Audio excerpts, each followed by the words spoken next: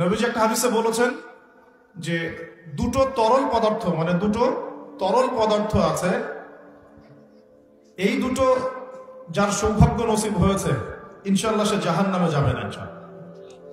আরেকটা হচ্ছে দুটো দাগ যার শরীরে আছে সেও ইনশাআল্লাহ তাআলা জাহান্নামে যাবে না।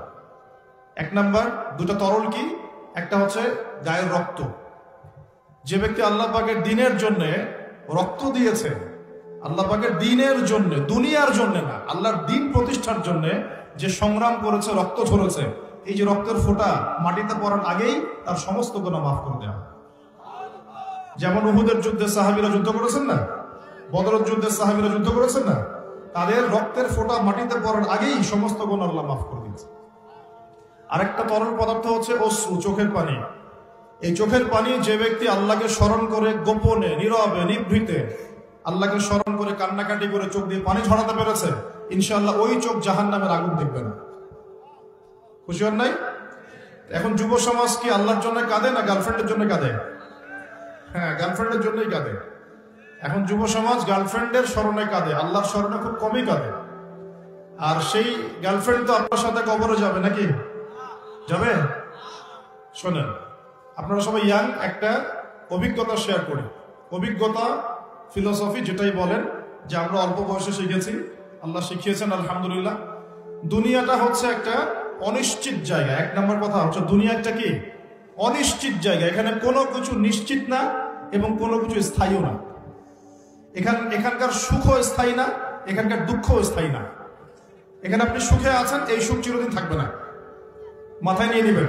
এখন খুব সুখে আছি আলহামদুলিল্লাহ, কিন্তু এই সুখ কিন্তু চিরস্থায়ী হবে না, মাথায় নিতে হবে।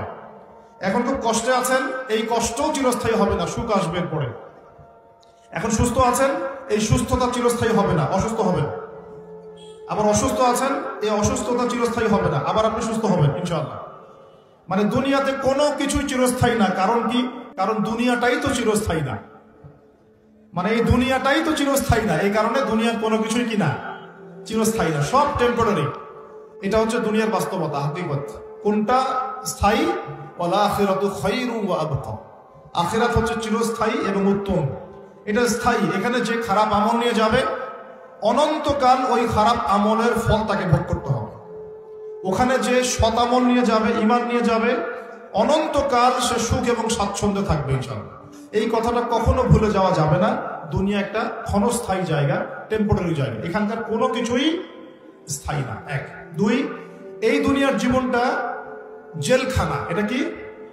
এটা আমার কথা না, নবী সাল্লাল্লাহু আলাইহি ওয়াসাল্লাম বলেছেন, আদ-দুনিয়া সিজনুল লিল মুমিন। দুনিয়া হচ্ছে মুমিনদের জন্য কারাগার। কারাগার চেনেন? জেলখানা চেনেন? জেলখানার ভিতরে যখন আসামিদেরকে ঢোকানো হয়, জেলখানার ভিতরে যখন আসামিদেরকে ঢোকানো হয়, তখন কি তাদের ইচ্ছার কোনো স্বাধীনতা থাকে? সে কি চাইলেই বের হতে পারবে? ওখানে বসে যা ইচ্ছা তাই করতে পারবে? পারবে না। আল্লাহর নবী বলছেন, এই দুনিয়ার জীবনটা তোমাদের সবার জন্য হচ্ছে জেলখানা। আমরা মানে মুমিনদের জন্য। আর যারা কাফের, আল কাফেরদের জন্য আর দুনিয়া সিজনুল লিল মুমিন ওয়াল জান্নাতু লিল কাফির। কাফেরদের জন্য দুনিয়া হচ্ছে জান্নাত। জান্নাত মানে যেখানে যা ইচ্ছা তাই করা যায়, তাই না? জান্নাতে আমরা যা ইচ্ছা তাই করতে পারবো ইনশাআল্লাহ। এখানে কোনো রকমের বাধা ধরা নিয়ম থাকবে না। সবাই আমরা আল্লাহর দিদার লাভ করবো ইনশাআল্লাহ, আল্লাহর নিয়ামত ভোগ করবো। আপনি যা চান তাই দিবেন, দেওয়া হবে ইনশাআল্লাহ। এই হলো জান্নাত। তো এই দুনিয়ার জীবনটা মুমিনদের জন্য কারাগার আর কাফেরদের জন্য জান্নাত। তাহলে বুঝলাম দুনিয়া ক্ষণস্থায়ী, এটা স্থায়ী না। এটাও বুঝলাম দুনিয়ার জীবনটা কারাগারের জীবন, যেখানে আমরা নিজের মন গড়া আমল করতে পারবো না, নিজের ইচ্ছার কোনো স্বাধীনতা নাই এখানে। আমার দুনিয়াতে আমাদের ইচ্ছার কোনো স্বাধীনতা নাই। আল্লাহ পাকের ইচ্ছার অধীনে আমরা পরাধীন। আল্লাহ পাক বলেছেন নামাজ পড়তে হবে, রোজা রাখতে বলেছেন রাখতে হবে, যাকাত দিতে বলেছেন নিসাব পরিমাণ সম্পদ হলে যাকাত দিতে হবে, সামর্থ্য হলে হজ করতে হবে, সৎ কাজে আদেশ করতে হবে, অসৎ কাজে নিষেধ করতে হবে, পিতামাতার সম্মান করতে হবে, সত্য কথা বলতে হবে, সৎ পথে চলতে হবে। এগুলো আল্লাহ পাক বলেছেন করতেই হবে। আল্লাহ বলেছেন এখানে শিরক করতে পারবে না, বেদাতি আমল করতে পারবে না, এখানে হারাম খেতে পারবে না, জেনা করতে পারবে না, মাদক খেতে পারবে না, হ্যাঁ, অন্যের সম্পদ নষ্ট করতে পারবে না, অন্যের নামে গীবত তহমত অপবাদ দিতে পারবে না, অন্যের হক নষ্ট করবে না, ঠিক আছে? সন্তানদেরকে তোমরা খাদ্যের ভয়ে হত্যা করবে না, পিতামাতাকে অসম্মান করবে না। ইত্যাদি যত নিষেধ আল্লাহ পাক করেছেন, এই নিষেধগুলোও মেনে চলতে হবে। এটা কারাগারের জীবন। কারাগারে বসে আমরা এখন কি করছি জানেন? হাকিকত হচ্ছে কারাগারের জীবনে বসে যে জীবনটা একে ক্ষণস্থায়ী, দ্বিতীয়ত হচ্ছে অনিশ্চিত, মানে কার কতদিন সময় বাকি আছে কেউ জানে না। জানে? অনিশ্চয়তার দুনিয়ার জীবনে, কারাগারের দুনিয়ার জীবনে বসে আপনি পাবজি খেলছেন। এখন এই অনিশ্চিত কারাগারের জীবনে বসে আপনি মেয়ের সাথে এখন এই যে গার্লফ্রেন্ড বয়ফ্রেন্ড ফ্রি মিক্সিং অ্যাফেয়ারে লিপ্ত আছেন। অনিশ্চয়তার জগৎ, ক্ষণস্থায়ী জগৎ, এবং কারাগারে বসে আপনি মন করা যা আমল তাই করছেন। কারাগারের জীবনে বসে আপনি সুদ খাচ্ছেন, অথচ আপনি কারাগারে আছেন। কারাগারে বসে কেউ কেউ মাদকদ্রব্য সেবন করছে, কারাগারে বসে বসে। কারাগারের জীবনে বসে কেউ অন্যের নামে গীবত তহমত করছে, অন্যের পিছনে পড়ে আছে, নিজের কবরের কোনো ফিকির নাই। কারাগারে বসে মানুষ নামাজ পড়ছে না। আল্লাহর কারাগারে থেকে মানুষ আল্লাহর বিধান পালন করছে না। আল্লাহ পাকের কারাগারের মধ্যে থেকে মানুষ আল্লাহ দ্রোহিতা করছে, কেউ কেউ আল্লাহকে স্বীকারই করছে না। এমন হচ্ছে না? এটা দুনিয়া। আপনাদেরকে বোঝাতে চাই, বয়স আপনাদের কম যেহেতু, যে এই দুনিয়ার জীবনটা প্রথমত ক্ষণস্থায়ী, দ্বিতীয়ত অনিশ্চিত, তৃতীয়ত এই দুনিয়াটা হচ্ছে কারাগার। এটা কি? কারাগার। এখানে ইচ্ছার স্বাধীনতা নাই। চতুর্থত হচ্ছে এই দুনিয়ার একজন মালিক আছে। কে আছে? একজন মালিক আছে। এই মালিকের দাসত্ব করতে পারলে আপনি এই দুনিয়াতেও সুখী হবেন, পরকালেও সুখী হবেন ইনশাআল্লাহ। এখন এই দাসত্ব করার আগে ভালো করে মাথায় ইনস্টল করবেন যে ইহকাল পরকালে আল্লাহ রাব্বুল আলামিন ছাড়া, ইহকাল এবং পরকালে আল্লাহ পাক ছাড়া সত্যিকার অর্থে আপনাকে কেউ ভালোবাসে না।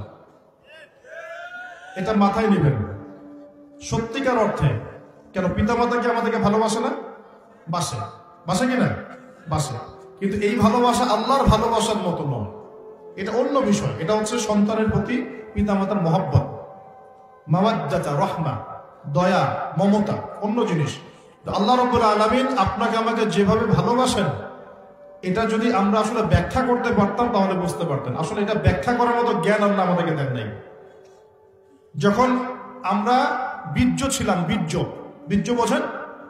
অবশ্যই বোঝেন। এই জেনারেশন তো পর্নোগ্রাফিতে আসক্ত, আর পর্নোগ্রাফিতে আসক্ত জেনারেশন গোপন পাপ বেশি করে বাথরুমের মধ্যে। হ্যাঁ, পর্নোগ্রাফিতে আসক্ত জেনারেশন গোপন পাপ বেশি করে টয়লেটে গিয়ে। এটা এই যুগ চলছে এখন। আর এটা নিয়ে আমি আলাদা লেকচার দিয়েছি, নীল দর্পণ, ওটা অনলাইনে আছে। এই জেনারেশনটাই পর্নোগ্রাফিতে আসক্ত, অনেকেই, বেশিরভাগই। এমন মানুষ খুব কম পাওয়া যাবে যার ফোনের মধ্যে এইসব পর্ন ভিডিও নাই, বা যে দেখেনি কোনোদিন। হয়তো একটা মানুষও খুঁজে পাওয়া যাবে কিনা সন্দেহ আছে যে কখনো এটা দেখে নাই। তো এর ফলশ্রুতিতে গোপন পাপ বেড়েছে। আমরা এক সময় বীর্য ছিলাম, কি ছিলাম? শুক্রাণু এবং ডিম্বাণু মিলিত হয়ে জাইগোট গঠিত হয়, জাইগোট। ওই সময় আমাদের মধ্যে কোনো রূহ বা প্রাণ ছিল না। আল্লাহ পাক তখন আমাকে দেখেছেন, দেখেন নাই? আল্লাহ পাক তখন আপনাকে ভালোবেসেছেন, আপনার সাথে ছিলেন। আল্লাহ আপনাকে তখন মহব্বত করেছেন। আল্লাহ পাক তখনও আপনার খেয়াল রেখেছেন। আপনার প্রভু আল্লাহ পাক, আপনার রব আল্লাহ পাক তখনও আপনাকে দেখেছেন যখন আমরা জাইগোট ছিলাম। তারপর হচ্ছে আলাক। আলাক মানে জমাট বাঁধা রক্তপিণ্ড। মায়ের গর্ভে রক্তের পিণ্ড আকারে ছিলাম, কোনো হদিস ছিল না আমাদের। এই মহাবিশ্বে আমাদের কোনো অস্তিত্ব ছিল না, একটা মাংসের টুকরা ছিলাম, এতটুকু। আস্তে আস্তে এর মধ্যে হাড় এসেছে, হাড়।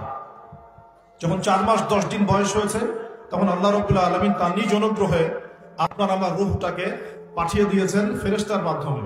সেই ফেরেশতা এসে মায়ের গর্ভে আত্মা বা রূহটাকে ফুঁকে দিয়েছে। এরপর বাচ্চাটা নড়াচড়া করা শুরু করেছে। তখন আপনি মায়ের গর্ভে ছিলেন, আমি মায়ের গর্ভে ছিলাম। আমরা আমাদের অস্তিত্ব জানতাম না। আল্লাহ পাক আমাদেরকে লালন পালন করেছে। তখনও আল্লাহ পাক আমাকে ভালোবেসেছেন। তখনও আল্লাহ আমার সাথে ছিলেন যখন আমার কোনো অস্তিত্ব ছিল না। এরপর আস্তে আস্তে আপনি বড় হয়েছেন। মায়ের গর্ভে আমরা কি করেছি আমরা জানি না, আমাদের মনে নাই। আমরা লাথি দিয়েছি, ছোটাছুটি করেছি, পানির মধ্যে ছিলাম, তখন খেতে পারতাম না। মা যা খেত তাই খেতাম। আমরা নিজেদের ভরণ পোষণ দেখাশোনা করার মতো স্বাবলম্বী ছিলাম না। তখন আল্লাহ পাক আপনাকে দেখেছেন, আল্লাহ আপনাকে দেখেছেন। এরপরে আপনি অনেক কষ্ট করে, আমরা অনেক কষ্ট করে মায়ের গর্ভ থেকে পৃথিবীতে এসেছি। আসার পরেই শয়তান আমাদের কলিজার মধ্যে খোঁচা দিয়েছিল। যখন খোঁচা দিয়েছিল তখন আমরা চিৎকার করে কান্না করে উঠেছিলাম। ঠিক তখনই আমাদের কানের মধ্যে আমাদের পিতারা আজান দিয়েছিল, আল্লাহু আকবার, আল্লাহু আকবার, আশহাদু আল্লা ইলাহা ইল্লাল্লাহ, আশহাদু আন্না মুহাম্মাদার রাসূলুল্লাহ, হাইয়া আলাস সালাহ, হাইয়া আলাল